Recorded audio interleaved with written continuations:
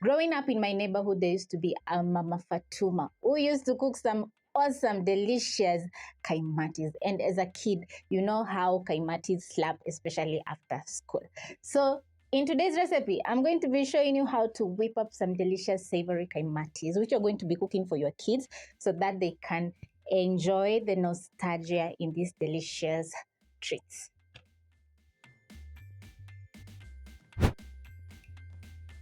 You'll need 3 cups of all-purpose flour. I have some onions, assorted peppers, coriander, sugar, yeast, an egg, salt, and water for the recipe. And you're going to find all the ingredients listed in the description box in the right quantity. So into your bowl, you're going to be adding in your flour. Then you're going to be adding in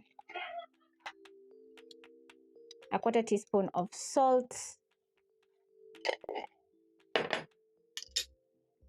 1 teaspoon of instant yeast, and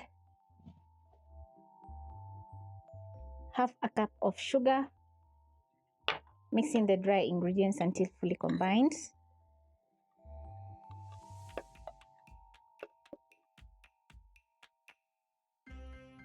Crack in an egg and gradually add in water as you mix.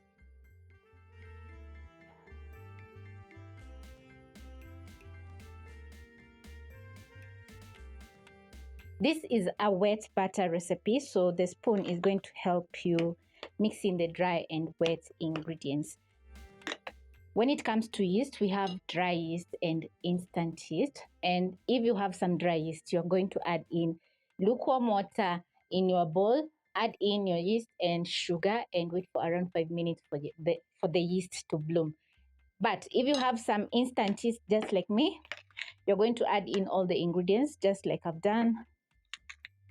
Then this is how your batter should be looking like. As you can see, it's not flowing, it's not too thick.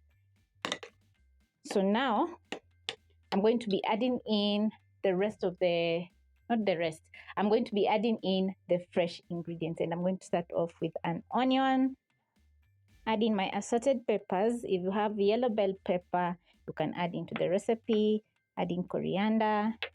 Then I'm going to fold in everything.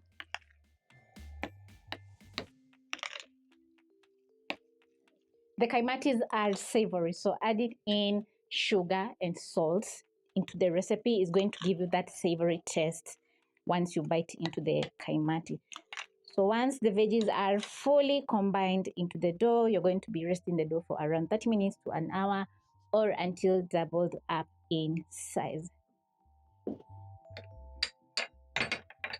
So I'm going to wrap my bowl with a cling film and keep watch over your bowl as it's resting, because the dough might spill if you leave out the dough for too long, and you don't want that.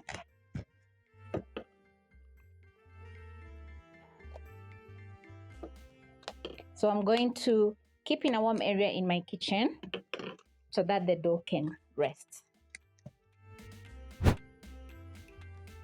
1 hour in, the yeast has produced carbon dioxide. As you can see on the side of the bowl, we have little bubbles in the wet batter. So now it's time to cook.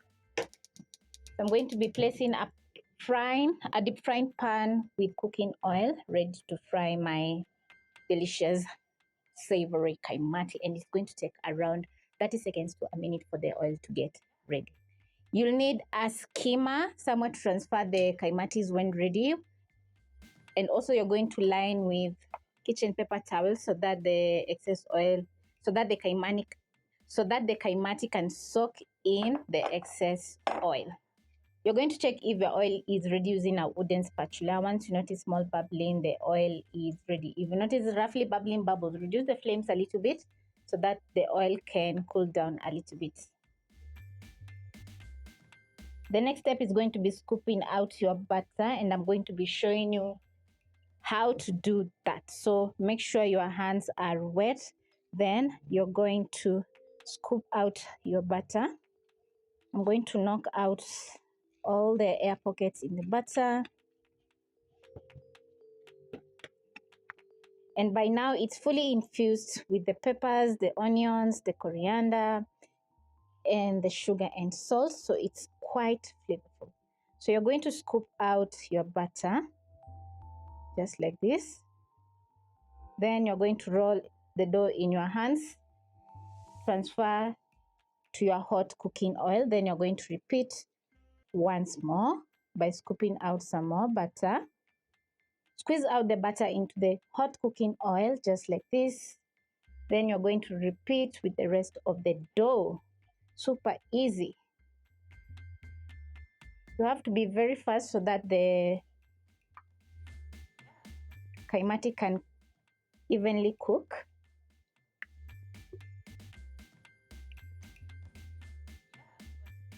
Immediately you add in the butter into the hot cooking oil, it's going to start cooking, and within 30 seconds to a minute, you're going to notice that the kaimatis are floating and also they're getting a perfect golden brown color. So you're going to use a skimmer. You can use a skewer just like me to try and flip the kaimatis as they're cooking so that you can get some even browning. Also avoid overcrowding your pan because the temperature of the oil is going to drop and the oil is going to seep into the kaimatis.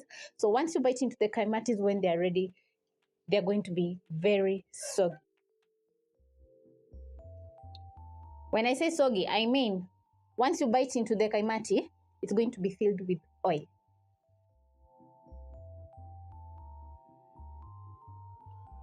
Once ready, I'm going to scoop out using my skimmer and transfer to my bowl lined with kitchen paper towel. Then I'm going to be adding in my next round. So I'm going to pick my bowl.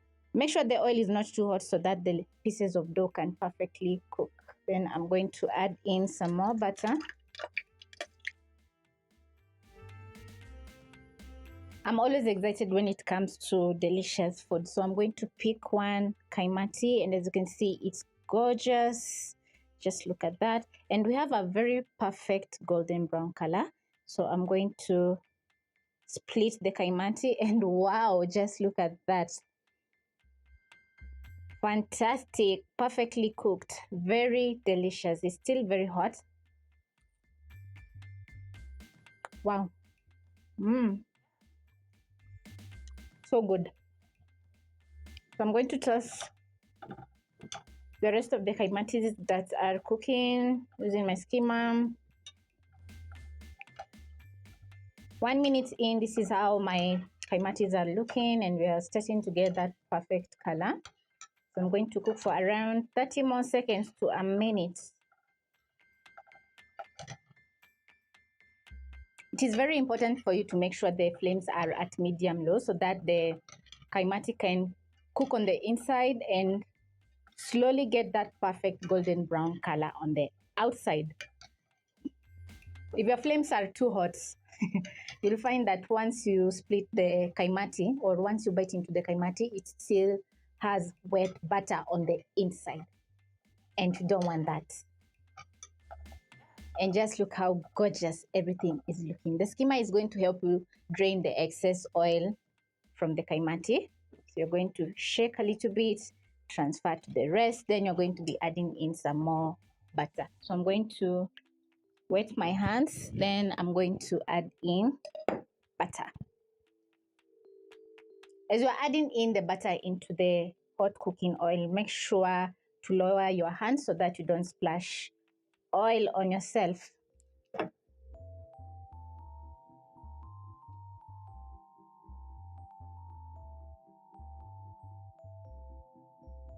If you have some guests over or you're looking forward to whip up some delicious snacks for your kid or for your family, this is the way to go, because my oh my, after serving on my platter, the savory kaimatis look extra delicious because this is a nice presentation. I always say that presentation adds in an extra notch to food because this is just beautiful.